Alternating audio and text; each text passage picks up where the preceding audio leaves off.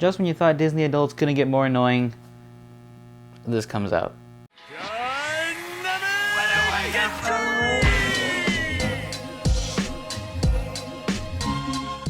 Okay, so this is Lorcana, Disney's newest card game for collectors and serious players alike.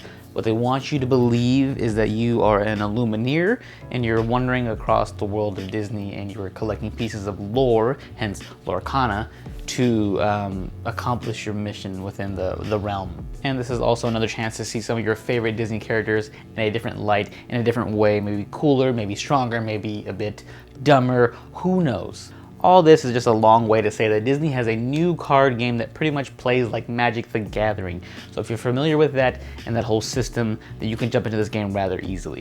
Now, I'm not going to give you guys a full tutorial for it because that's going to take a while, and even then I probably don't even know how to play the game correctly. It's just based off of one night, me and my friends getting together, reading the rule books, and watching a couple videos, and we figured out how to pretty much get the game going. What I enjoy most about it is that it's a new game that I can get into that isn't too overwhelming. It's pretty easy to pick up, and it's just starting, so it's easy to jump in and be caught up with everything that's going on, all the releases that have happened. For me, it's a breath of fresh air within the TCG community.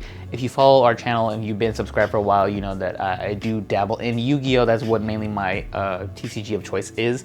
So this is a new game and a new change of pace for me getting into this. So each deck you purchase is going to have a combination of 2 elements. There are 6 elements altogether. There's Sapphire, Steel, Ruby, Emerald, Amethyst, and Amber. Currently there are 3 starter decks available. Each starter deck is going to have a combination of 2 characters and 2 elements. Like I mentioned earlier, it is very much like Magic, so think of these kind of as your colors. If you do play the game, you understand what I'm saying there. There are also booster packs with a bunch of cool Lost Art Chase cards, and those are going for stupid amounts of money. This, by the time you're watching this, it's already out at select card shops, so if you do have a local card shop, you can get them there. But also the worldwide release to the bigger stores like Target and Walmart is going to be on Friday, September 1st, I believe. So by the time you guys watch this, you guys can have a chance of getting some. The collectors, like I mentioned in the very beginning, it's a Disney adult, so those characters are going to be kind of hard to find. I'm sure they're going to be bought up pretty fast because people are going to want them. So this is what it looks like on the back. You have a minimum of 60 cards, and you can go anywhere above that. And what I do enjoy about this game is that you can play up to 2 players, like a classic, battle. But you can go anywhere from there. You can get as many players as you want. Me and my friends, we did a 3-man battle. And yeah, it was a fun time. The way it works is that you are trying to collect lore points. So in Magic, the way that they do it there, you have 20 life, and if you get your life down reduced to 0, then you lose. But in Lorcana, you're trying to build up your lore to 20, and once you get to that, you win the game. And the way you build up lore is signified on the card here. These are going to be your lore counters. So in Magic, the way you do an action is you tap your card, and you're using that to attack your opponent, to take their life, to attack their characters, what have you. But in Lorcana, when you tap your character, you can either attack another character, which is going to be signified by this, just like in Magic. You have your attack, your defense, or if you just want to get lore, you spin your character to the side, and this one right here simply gains you 2 lore. And I have here Aurora, same thing here, she does 2 lore. So if I were to tap her, she would give me 2 lore, and if I had them both on the field, and I tapped both of them for my turn, that's 4 lore that I've gained in that turn. And once you have tapped your characters, they are now exerted, and they're allowed to be attacked by your opponents. If they have not been tapped in a turn, they're just regular like this, they can't be attacked. So that's how you keep your characters alive, more or less. And just like in Magic, if you summon this character, it has a cost right here. It is, for Simba, it's 7. For Aurora, it is going to be 5. And the way that you get your mana basically in this game is if you have a character. You have characters like this in your hand. If they have this symbol with a little, that's called ink, that's their mana, with a little ink holder, they can be used as your mana. But if you have a character like this, that see how Mickey's is empty, but the Goons and Kristoff are full, you can use them as your ink, but you can't use Mickey as your ink because he does not have the ink well. So, say in a turn I drew these cards and I wanted to collect some mana as my first turn. The way I would collect mana is I would show my opponent, so say it's going to be a while before I can get to Aurora, maybe I want to waste her now, or if I wanted to, because I have 2 level 3s, Say I want to use Kristoff as my ink, I would say, okay, I'm going to place Kristoff in my ink, and what you do is you show your opponent so they can confirm that it is a card that can be used as your ink, and you put it face down. That is your mana, more or less. And each card has a value, so say on my next turn, if I wanted to summon the Gooms, I would tap my mana, because it costs 1 to summon him, and I would summon out my Gooms. So now I have a player on the field. There aren't just characters, just like in Magic, there are also actions. There are a thing called songs, which is pretty cool. That's a newer feature, I would say, compared to, or I guess a different feature that's not seen in Magic. And there are also items. So again, these all have costs to use them. So if I want to use the frying pan, I would need to tap 2 of my mana, and on this one I would be able to get rid of this. So banish means to just discard or send to the graveyard. And choose a character, and that character cannot challenge during the next turn. So basically, if my opponent had Maurice on his field, I would play a frying pan, and I choose his character. Now Maurice, next turn, he can't challenge. Basically, he can't attack any of my characters next turn. And actions are just like singular things that can happen. So again, if my opponent had a character, say as Maurice, and I had enough to use this card 3, I would tap 3 of my mana, and I would deal 3 damage to a chosen character. So just like in Magic, a lightning bolt, I would say, okay, I'm going to choose this character. He's going to lose 3 of his life, basically, or his defense. And this shows you his value here. So he has 7 defense. If you were to take 3, he would only have 4 left. And the way that we keep track of it in Lorcana is they give you these in a starter deck. These are your little counters.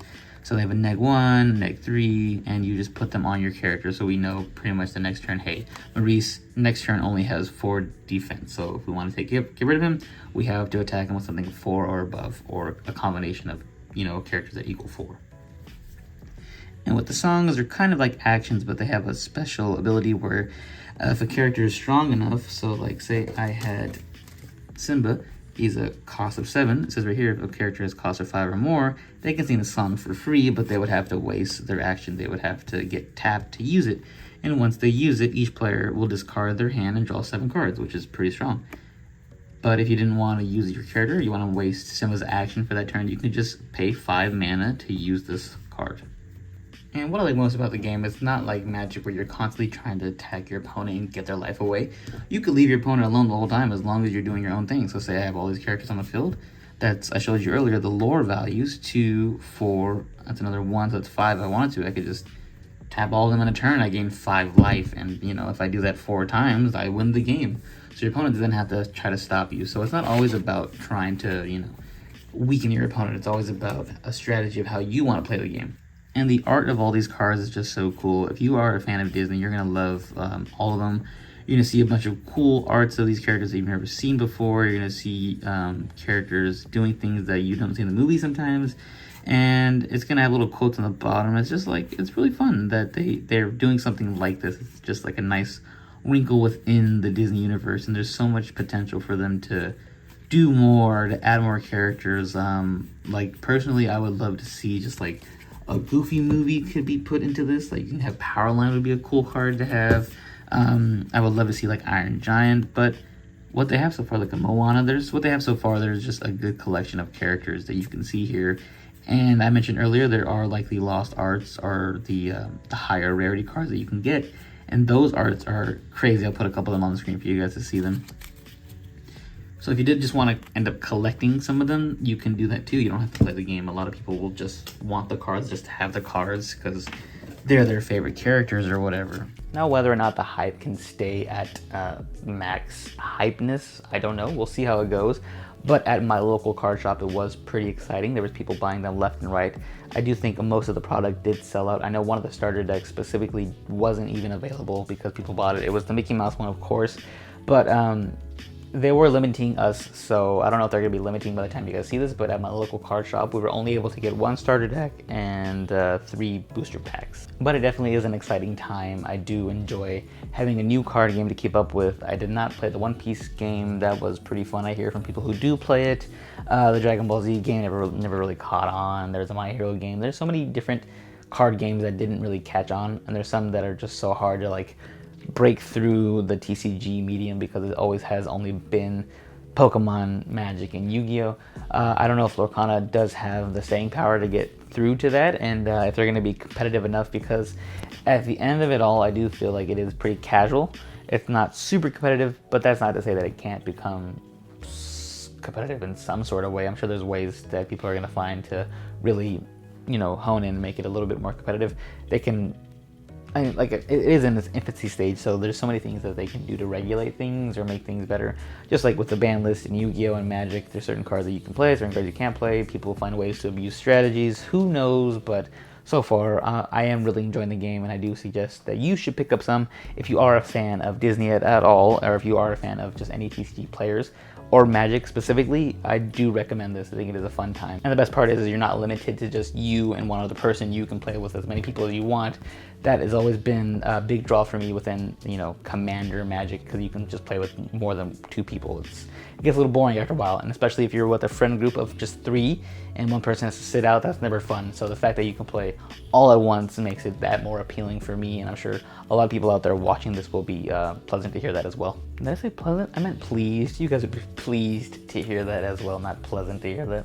And just like any other card game, I feel like the way to get this game to have some sort of staying power is to offer tournaments with cool prizing, develop some sort of online way to play. I did see a rumor about that there might be a way to play it through the Disney Lorcana app eventually. This would allow players to test out strategies if they were thinking about a new strategy, but also testing out the game in general before they even buy any of it, because maybe they're not convinced yet, but playing online allows them to see, oh hey, this is fun, let me get some physical copies of these cards. And continue to release fun and interesting products, booster packs, starter decks, stuff like that, and give us characters that we want to see the most, because if you're going to give us a bunch of like Mickey and Donald reprints, a lot of people are not going to want this after a while. And through these improvements, hopefully this will make the game more fun, more clear, more concise, and form a community within the TCG community of Lorcana, and make it you know, a genuine fun place to be around. So I mentioned earlier, you can get some of these starter decks and booster packs at your local card shop currently, but also it will be available in bigger stores this Friday, September 1st, so be on the lookout for that.